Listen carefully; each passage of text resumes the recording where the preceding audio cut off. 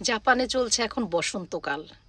শুনলে একটা মনের মধ্যে ফুরফুর ফুরফুর একটা ভাব আসে, তাই না? ওই যে ওই ডায়লগটার মতো, যে ফুল ফুটুক আর না ফুটুক আজকে বসন্ত।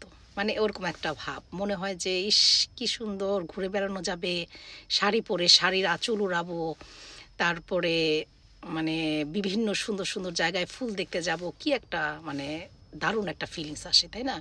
কিন্তু জাপানে বসন্তকালে মানে কি যে একটা ওয়েদার থাকে, সকাল থেকে সন্ধ্যা পর্যন্ত খুব সুন্দর ওয়েদার, একটা সানি সানি ওয়েদার থাকবে, বাতাস থাকবে, ভালোই মনে হয় যেন যে সামার চলে আসলো, মানে শীত নাই।